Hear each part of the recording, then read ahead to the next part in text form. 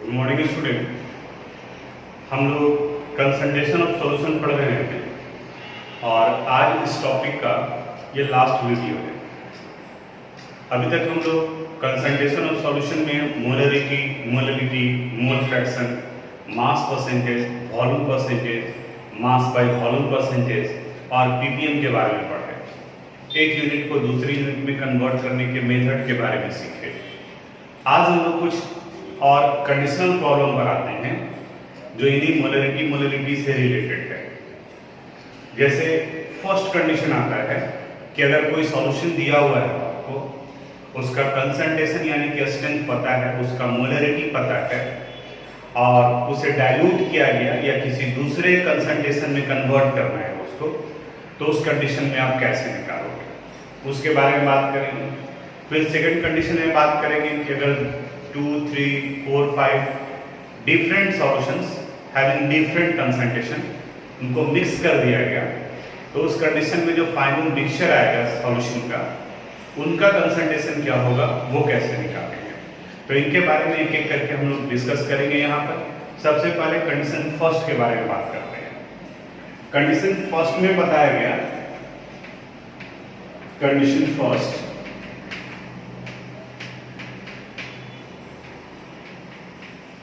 यहां है, if A solution of known concentration is given which volume is also known. आपको समझाने के लिए एक एग्जांपल लेकर के चलते हैं। सपोज आपको एक सॉल्यूशन दिया हुआ है,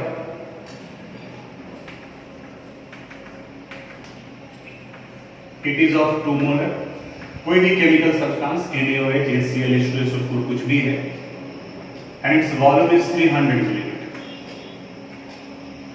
2 मोलर एंड 300 मिलीलीटर इनका वॉल्यूम है। And if the solution is diluted by adding solvent, इसमें ऊपर से कुछ और सॉल्वेंट ऐड कर दिया गया। सपोज मान ली कि इसमें सॉल्वेंट ऐड कर दिया गया, कुछ सॉल्यूशन है तो वाटर ऐड कर दिया गया और इसमें वाटर 200 मिलीलीटर ऐड कर दिया गया।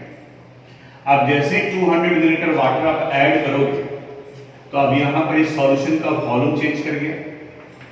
जरा सोच करके देखो तो, पहले इसका वॉल्यूम 300 मिलीलीटर था, 200 मिलीलीटर वाटर आप इसमें ऐड कर दिए तो 300 और 200 ऐड कर दिए, तो अब इसका वॉल्यूम कितना हो गया 500 मिलीलीटर। तो यहां हम लोग लिख दिए 500 मिलीलीटर। और फिर पूछा जा रहा है कि अब इनका मोलरिटी वैल्यू कितना आएगा, यानी कि इस सॉल्यूशन का कंसंट्रेशन कितना होगा। जाहिर सा बात है, अगर आप डाइल्यूट कर दोगे तो उसका कंसंट्रेशन चेंज हो जाएगा। और इस कंडीशन में नए कंसंट्रेशन को निकालने के लिए एक रिलेशन है, and the relation is called C1V1 is equal to C2V2। C1V1 is equal to C2V2। कई जगह पर आप इसे C की जगह पर M1V1 is equal to M2V2 भी देखेंगे। M मोलरिटी को रिप्रेजेंट करता है। हम C कंसंट्रेशन के लिए लेंगे कि अब कंसंट्रेशन की जगह पे मोलरिटी हो या नॉर्मलिटी हो। एक टर्म नॉर्मलिटी भी आता है, लेकिन नॉर्मलिटी समझने के लिए आपके पास में थर्मोडायनामिक्स का कंसेप्ट, एसिडिटी और थर्मोडायनामिक्स कर रहे हैं, इक्विलिब्रियम का कंसेप्ट, एसिडिटी और बेसिसिटी होना होगा। तो इसलिए हम उसे डिस्कस करते हैं इक्विलिब्रियम वाले पोर्शन में। यहाँ सिर्फ मोलरिटी के लिए 1 और 2 की जगह पर CI/VI और CF/VF भी लिखा रहता है। तो कोई भी लिखा हुआ है, I अगर होगा तो इनिशियल और F होगा तो फाइनल होगा। यहाँ C1 रिप्रेजेंट किसको कर रहा है? C1 is the initial concentration of the solution, it is initial concentration. V1 है सॉल्यूशन का initial volume, initial volume of the solution. C2 is final concentration, यानी डाइल्यूट करने के बाद में अब इनका कंसंट्रेशन कितना होगा वो निकाल सकते हैं इससे। और V2 ये इसके फाइनल वॉल्यूम को रिप्रेजेंट करता है, फाइनल वॉल्यूम। अब इस क्वेश्चन पर फिर से आ जाते हैं। इनिशियली इनका कंसंट्रेशन 2 मोलर था, तो ये इसका C1 वैल्यू हो गया। फिर इसका वॉल्यूम 300, कंसंट्रेशन 2 मोलर था, वॉल्यूम 300 मिलीलीटर, तो ये V1 हुआ। जब इसमें सॉल्वेंट ऐड करते हैं तब इनका वॉल्यूम चेंज होकर 500 मिलीलीटर हो गया, तो इसके V2 वैल्यू को रिप्रेजेंट कर रहा है। तो आपको किसका वैल्यू निकालना है? C2 का। यहां तक का आप क्वेश्चन नोट कर दोगे, सिस्टमेटिक तरीके से बता रहे हैं कि किस तरीके से क्वेश्चन को सोल्व करें। अब यहां इस क्वेश्चन पर क्वेश्चन इसका ये है कि if 2 molar 300 milliliter concentration of a solution is diluted by adding 200 milliliter solvent, then what would be the concentration of the solution? तो यहां पर हम लोग लिखेंगे according to question, initial concentration of the solution is 2 molar, initial volume of the solution is 300 milliliter, final volume it would be equal to 300 plus 200, it means 500 milliliter, and final concentration C2 निकालना है। We know the relation C1 V1 is equal to C2 V2. Therefore C2 would be equal to C1 V1 by C2. Sorry, C1 V1 by V2. C1 का value 2, V1 का value 300 divided by 500। 300 into 2 करोगे तो value आ जाएगा 600 divided by 500 और ये value आ गया 1.2 metre. तो कैपिटल M लिख सकते हैं या फिर मोल पर लीटर भी लिखा जा सकता है। इस तरीके से हम लोग अननोन सॉल्यूशन का कंसंट्रेशन निकाल सकते हैं अगर सॉल्वेंट ऐड कर दिया गया है। इसी कंडीशन में फर्स्ट कंडीशन में ही एक और न्यूमेरिकल प्रॉब्लम के बारे में डिस्कस करते हैं और इसका प्रैक्टिकल इंपॉर्टेंस बहुत ज्यादा है। यानी कि अगर आप लैब में काम कर रहे हैं तो इस कंसेप्ट का यूज बहुत ज्यादा होता है। आपको पता होगा या आप कॉलेज में या स्कूल में जाएं जहां प्रैक्टिकल होता है, आपको अगर केमिस्ट्री लैब में ले जाया जाएगा तो कुछ ही सॉल्यूशन पहले से ऑलरेडी बने हुए होते हैं जिनका कंसंट्रेशन पता होता है, उसके ऊपर में वो लेवल लगा हुआ होता है, वो स्टैंडर्ड सॉल्यूशन हो गया। और मे भी कई बार आप जो एक्सपेरिमेंट कर रहे होते हैं उसमें किसी और कंसंट्रेशन का जरूरत होता है, तब उस कंडीशन में फिर से सॉल्यूशन बनाने की जरूरत नहीं है। जो अवेलेबल सॉल्यूशन है उसी सॉल्यूशन को हम लोग डाइल्यूट करते हैं, लेकिन डाइल्यूट करने के लिए कितना वाटर या कितना सॉल्वेंट ऐड करेंगे वो निकालने के लिए सबसे पहले आपको थ्योरेटिकल पार्ट करना पड़ता है, यानी कि न्यूमेरिकली उसे सोल्व करना पड़ता है। जैसे कि एग्जांपल बताते हैं आपको, सपोज मान लें कि आप लैब में काम कर रहे हैं और वहां आपको एक सॉल्यूशन दिया हुआ है, it is of 4 molar concentration है और इनका वॉल्यूम दिया हुआ है 200 मिलीलीटर। ये 4 मोलर है लेकिन आपको 4 मोलर चाहिए नहीं। मान लें कि किसी एक्सपेरिमेंट को परफॉर्म कराने के लिए, कंप्लीट कराने के लिए आपको जो कंसंट्रेशन चाहिए वो 1 मोलर है। तो 4 मोलर को 1 मोलर में कन्वर्ट करने के लिए आपको डाइल्यूट करना पड़ेगा। तो सबसे पहले आप थ्योरेटिकली निकालोगे कि कितना सॉल्यूशन का वॉल्यूम होना चाहिए और उतने वॉल्यूम के लिए हमें कितना वाटर ऐड करना पड़ेगा, और जब वो कैलकुलेशन हो जाएगा तो फिर इसमें वाटर ऐड करके, सॉल्वेंट ऐड करके हम डाइल्यूट करके निकाल सकते हैं, उस कंसंट्रेशन को बना करके देखते हैं। इनिशियली सॉल्यूशन का कंसंट्रेशन 4 मोलर, तो यहाँ C1 का वैल्यू हो गया 4 मोलर, वॉल्यूम दिया हुआ है 200 मिलीलीटर, यानी V1 का वैल्यू हो गया 200 मिलीलीटर। फाइनली आपको जो कंसंट्रेशन चाहिए वो 1 मोलर है। क्वेश्चन ये नहीं पूछा जा रहा है कि कहां तक वॉल्यूम करना है, ध्यान से देखोगे क्योंकि जल्दीबाजी में स्टूडेंट यही गलती करता है। क्वेश्चन ये कहा जा रहा है कि इसमें कितना सॉल्वेंट आप ऐड करेंगे, वो दोनों में फर्क है। जैसे अगर कोई सॉल्यूशन 500 है और उसका वॉल्यूम डाइल्यूट करने पर अब वो 600 हो गया, तो जब ऑलरेडी पहले वो 500 था और डाइल्यूट करने पर वो 600 हुआ, इसका मतलब उसमें सॉल्वेंट आपने कितना डाला है 100 मिलीलीटर, तभी तो 500 प्लस 100 मिलीलीटर 600 मिलीलीटर। तो यहाँ इस क्वेश्चन में कहा जा रहा है कि कितना वाटर ऐड करेंगे आप, कितना सॉल्वेंट आप ऐड करेंगे। तो पहले आपको V2 निकालना पड़ेगा। तो यहाँ V2 का वैल्यू निकालेंगे। रिलेशन है C1V1 is equal to C2V2, therefore V2 would be equal to C1V1 divided by C2, C1 4, V1 200 and C2 1, ये वैल्यू हो गया 800 मिलीलीटर। यानी इस 200 मिलीलीटर सॉल्यूशन को 800 मिलीलीटर में कन्वर्ट कर देंगे। तो अब क्या करेंगे, इसे फ्लास्क में लेंगे और फ्लास्क में लेने के बाद में इसमें हम सॉल्वेंट ऐड कर रहे हैं। सॉल्वेंट ऐड करते जाएंगे, वॉल्यूम को देखेंगे, जैसे ही वॉल्यूम 800 मिलीलीटर हुआ रोक देंगे और स्टीर कर देंगे। अब ये सॉल्यूशन जहां आपका 4 मोलर था उसकी जगह पर सॉल्यूशन कितना हो गया, 1 मोलर हो गया। अब दूसरा पार्ट इसका निकालना है कि वाटर कितना ऐड किया गया। तो एडेड अमाउंट ऑफ वाटर यहां निकलेगा, एडेड अमाउंट ऑफ वाटर। अगर एक्वस है तो कंफ्यूजन ना हो इसलिए हम सिर्फ सॉल्वेंट ही लिख दे रहे हैं। It would be equal to 800 minus 200,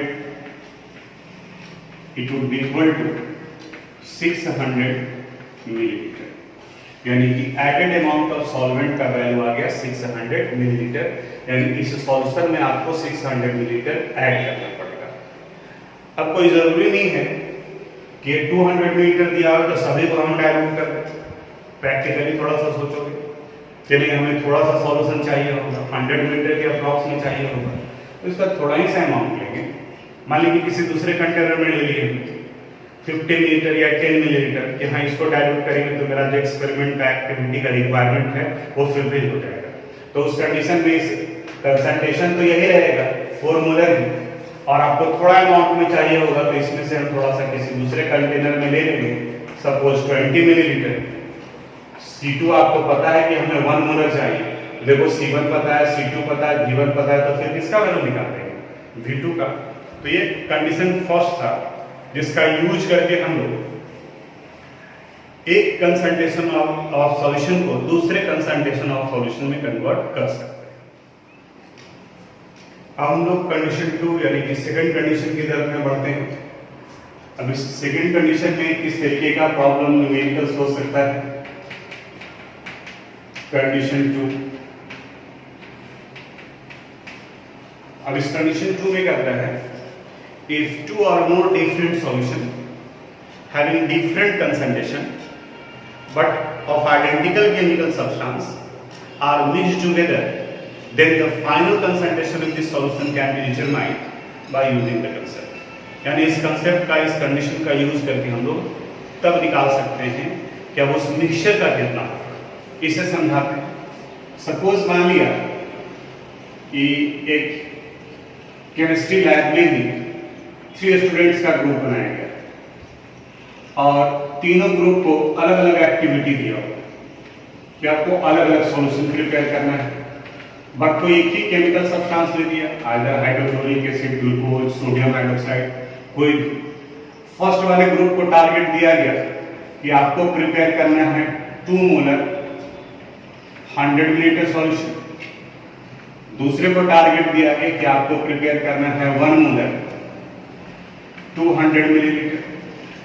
third को कहा गया कि आपको 3 मोलर एंड 300 मिलीलीटर प्रिपेयर करना है। तो सबके प्रिपरेशन का अलग अलग कंसंट्रेशन है, सब अपना अपना वेट निकालेगा, वॉल्यूम दिया हुआ है, मोलरिटी दिया हुआ है। तो हम लोग स्टार्टिंग में ही जब मोलरिटी पढ़ रहे थे तो उसको कैलकुलेट किए थे कि अगर मोलरिटी और वॉल्यूम दिया हुआ है तो सॉल्यूट का हम लोग मास निकालेंगे, उतने मास ऑफ सॉल्यूट को डिसॉल्व कर सॉल्यूशन प्रिपेयर कर लिया जाएगा। सब लोगों ने प्रिपेयर कर लिया। अब क्या किया गया, इन तीनों सॉल्यूशन को A, B, C, इन तीनों को एक कंटेनर में मिक्स कर दिया गया। यानी A को भी इसमें डाल दिया गया, B को भी इसमें डाल दिया गया, C को भी इसमें डाल दिया गया, इन सब को मिक्स कर दिया गया। अब जैसे ही आप मिक्स करेंगे तब इन सब का कंसंट्रेशन डिफर कर जाएगा। अब ना तो ये 2 रहा, ना 1 रहा, और ना ही 3 मोलर रहा। अब इस कंडीशन में फाइनली कौन सा कंसंट्रेशन होगा इसके बारे में हम लोग डिस्कस कर रहे हैं यहाँ पर, बट वॉल्यूम आप यहीं पर निकाल सकते हो। देखो 100 लीटर ऐड किया गया, यहाँ से 200 और यहाँ से 300, तो फाइनल वॉल्यूम कितना आ जाएगा यहाँ पर 100 plus 200 plus 300, it means 600 millilitre. इस कंडीशंस में निकालने के लिए एक फॉर्मूला है C1V1 plus C2V2 plus C3V3 dot dot dot is equal to C into, ये डॉट डॉट डॉट करने का मतलब कोई जरूरी नहीं है कि तीन ही सॉल्यूशन 4, 5, 6 बताएं तो F2 और more different solution of different concentration but identical chemical substance. ये आइडेंटिकल केमिकल सब्सटेंस जरूरी है क्योंकि अगर यहाँ NaOH रहा, यहाँ HCl रहा, तब इस कंडीशन में तो केमिकली रिएक्ट कर जाएंगे, और जब ये केमिकली रिएक्ट कर जाएंगे तो ये इस पोर्शन का क्वेश्चन नहीं होगा। मे भी आपको कुछ एक साइड बुक में क्वेश्चन नजर आ जाएगा इस तरीके का, ये 2 मोलर NaOH है, 3 मोलर HCl है, तो कंबाइन करेंगे तो कंसंट्रेशन क्या होगा। ये इक्विलिब्रियम का क्वेश्चन हो गया, ये क्वेश्चन इक्विलिब्रियम चैप्टर का हो गया, यहाँ का नहीं है। यहाँ आइडेंटिकल केमिकल सब्सटेंस के बारे में हम लोग डिस्कस करेंगे। तो यहाँ पर ये आइडेंटिकल होने चाहिए ताकि इनके बीच में कोई केमिकल रिएक्शन ना हो। अब इस कंडीशन में देखो, इसी क्वेश्चन को लेकर बनाते हैं। तो यहाँ पर C1 का वैल्यू कितना हो गया 2 मोलर, वॉल्यूम कितना दिया हुआ 100 मिलीलीटर।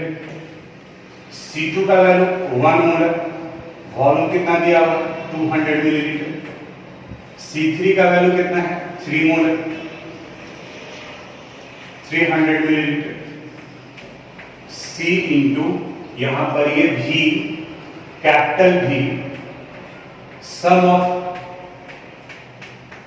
वॉल्यूम को रिप्रेजेंट करता है, यानी V1 plus V2 plus V3, और वो हम लोग कैलकुलेट कर चुके हैं। वो वैल्यू कितना आया है 600, तो यहां पर ये 600 लिखेंगे।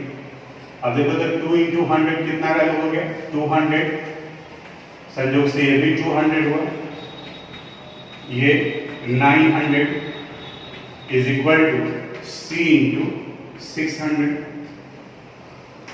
1300 is equal to C into 600.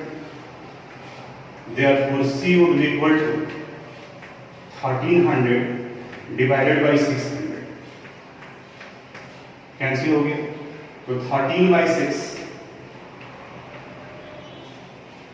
ये 2 पॉइंट समथिंग के अप्रॉक्स में ये वैल्यू आएगा। इसको आप कैलकुलेट करोगे, ये इतना मोलर ये वैल्यू आ जाएगा। डिवाइड करके आप लिख लीजिएगा, 6 to 12 होता है, 1 बचा हुआ है, तो फिर 3 टाइम्स यानी कि 2.33 ऐसे करके अप्रॉक्स में कुछ वैल्यू जो है वो आएगा, वो यहाँ पर आप लिखोगे।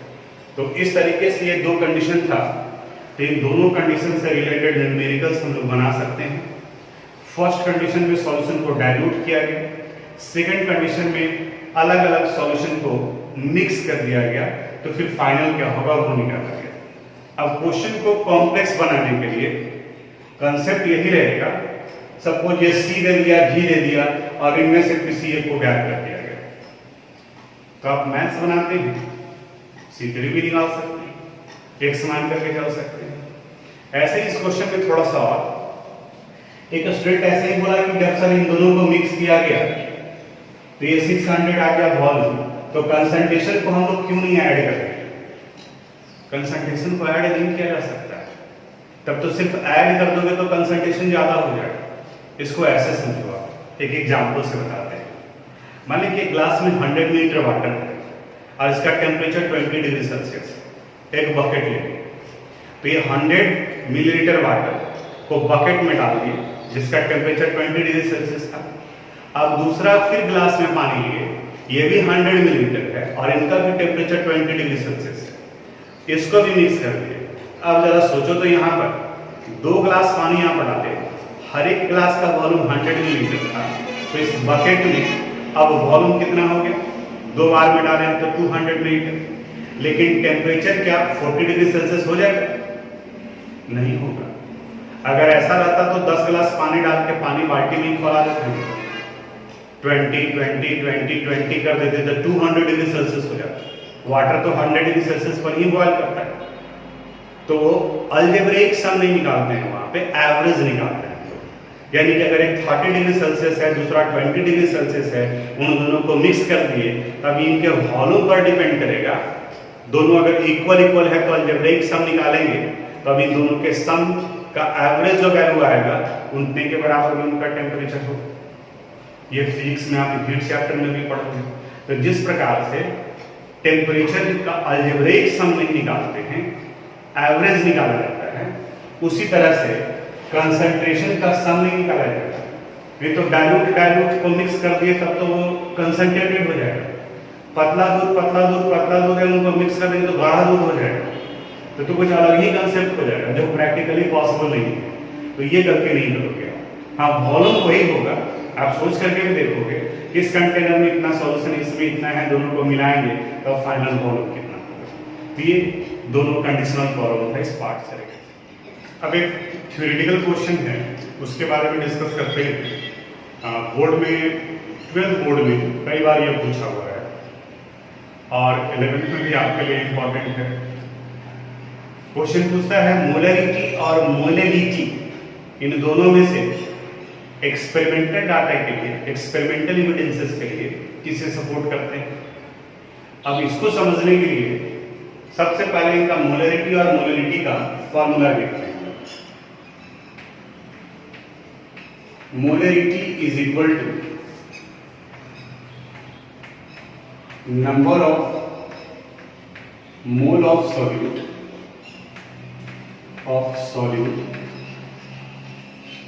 by volume of solution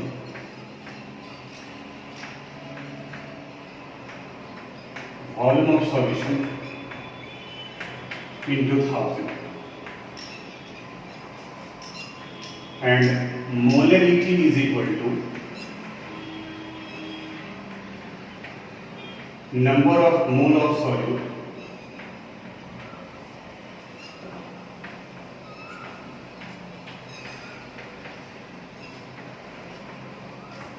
mass of solvent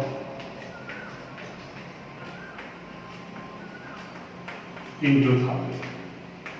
ये 1000 यूज करते हैं अगर सॉल्यूशन का वॉल्यूम मिलीलीटर में हो और मास ऑफ सॉल्वेंट अगर ग्राम में हो। ये इन दोनों का फार्मूला हो गया।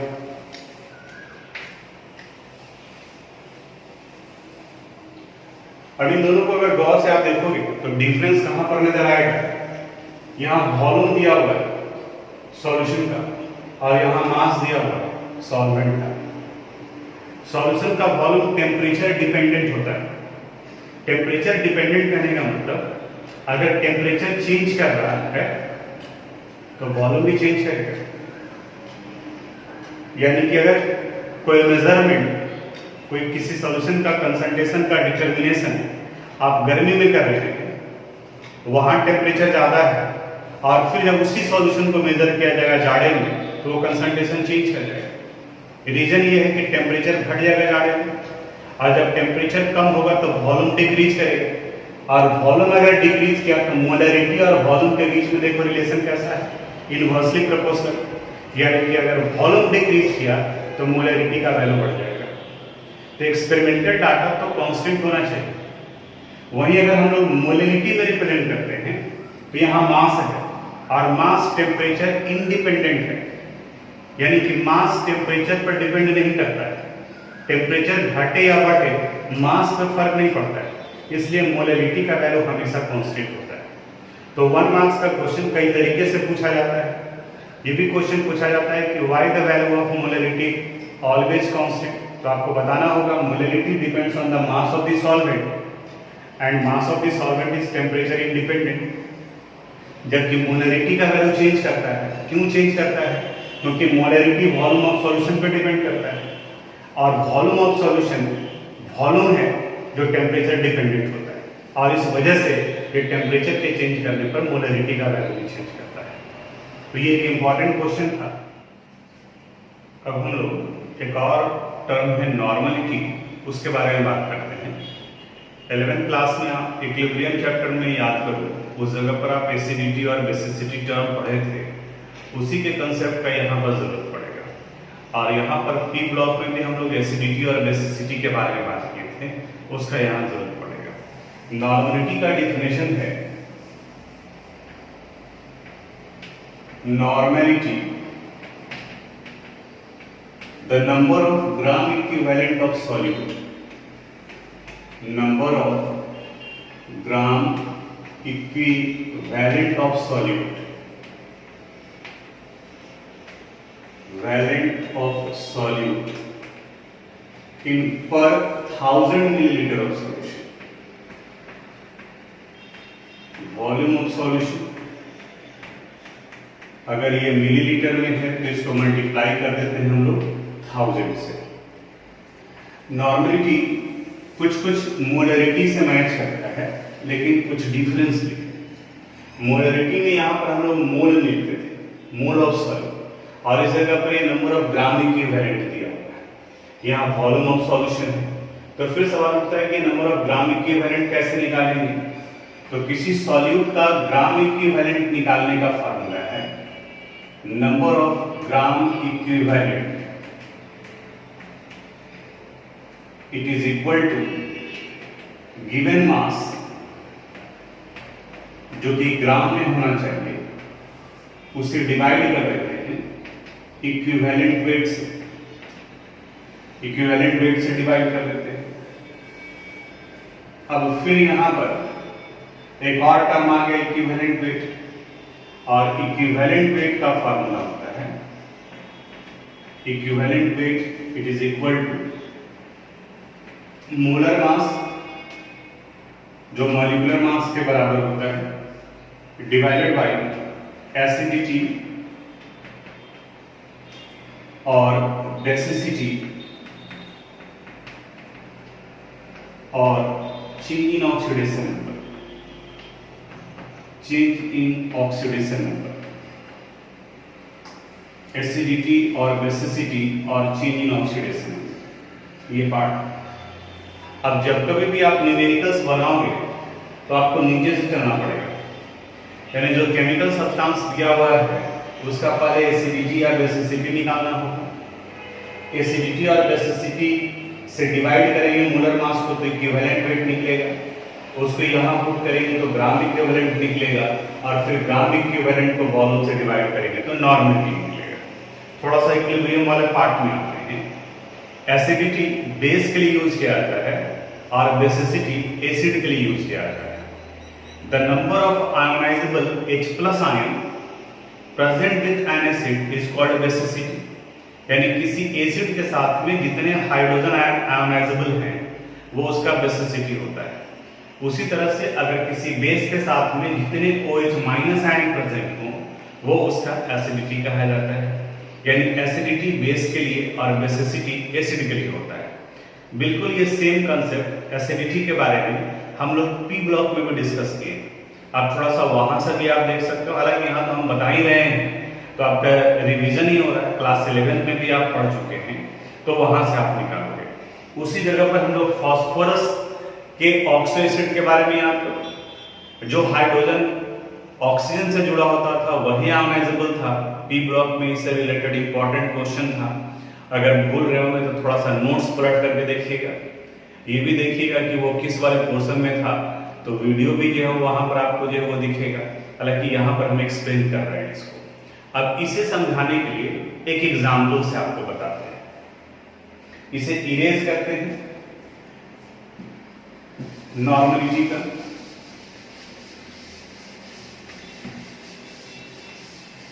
सपोज एक क्वेश्चन दिया हुआ है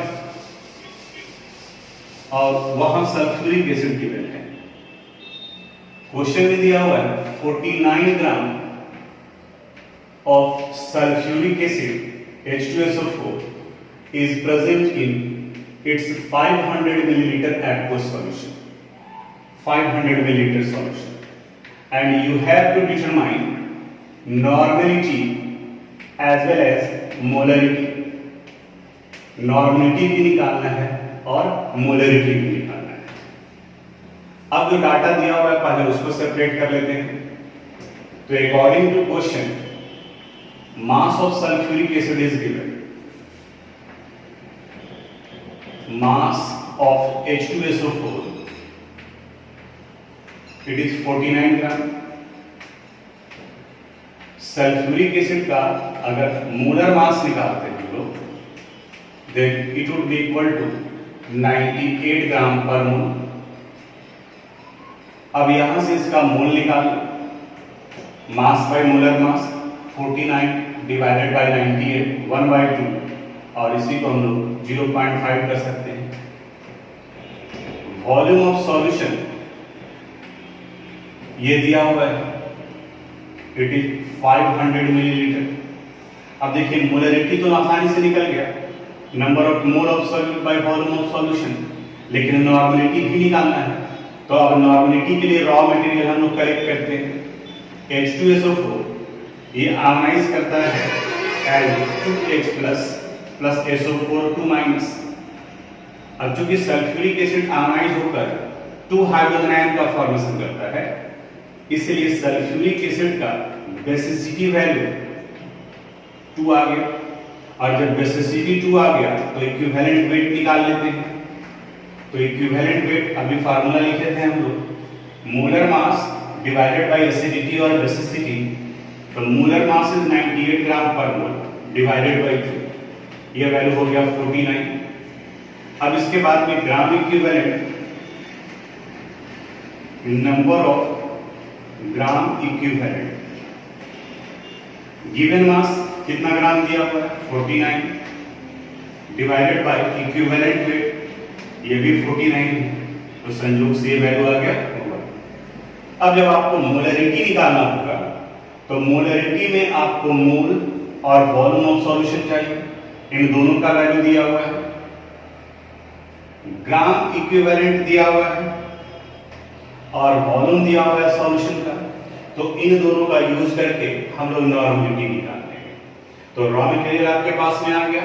अब इस रॉ डाटा से यूज करके मोलरिटी और नॉर्मलिटी हम लोग निकालेंगे, क्योंकि इरेज करना पड़ेगा, इसलिए हम यहां इसे इरेज करते हैं।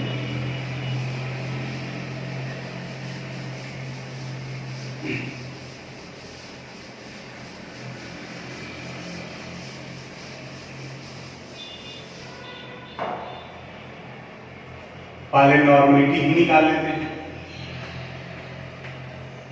Normality it is equal to number of gram equivalent divided by volume of solution 500 into 1000। ये वैल्यू आ गया 2 नॉर्मल। नॉर्मलिटी को कैपिटल N से रिप्रेजेंट करते हैं। वहीं अगर मोलरिटी निकालना हो तो number of mole of solute ये 0.5 आया था, वॉल्यूम ऑफ सॉल्यूशन 500 into 1000, ये 2 times 2 into 0.5 करेंगे तो ये वैल्यू हो गया 1। तो देखो यहाँ पे इनका नॉर्मलिटी वैल्यू भी निकल गई और इस जगह पर ही मोलरिटी वैल्यू भी निकल गई।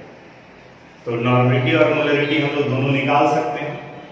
अब इसके बाद में अगर हमें डायरेक्ट निकालना, डायरेक्ट मेथड से निकालना, तो वैसे कंडीशंस में हम लोग एक और रेडीमेड फार्मूला यूज कर सकते हैं नॉर्मलिटी और मोलरिटी के लिए, लेकिन वहां पर कोई एक पार्ट निकल जाना चाहिए। या तो मोलरिटी निकाल लिए हैं तो फिर आप नॉर्मलिटी निकाल सकते हो। इसे इरेज करते हैं, यहां तक आप नोट कर लीजिएगा, उसके बाद में फिर डायरेक्ट फार्मूला पर आएंगे। मोलरिटी निकालना थोड़ा आसान है क्योंकि अभी तक का क्वेश्चन आप बनाए हैं, तो मोलरिटी को हम लोग नॉर्मलिटी में कन्वर्ट कर सकते हैं। उसके लिए फार्मूला है normality is equal to molarity into acidity और बेसिसिटी और बेसिसिटी, एसिडिटी और बेसिसिटी।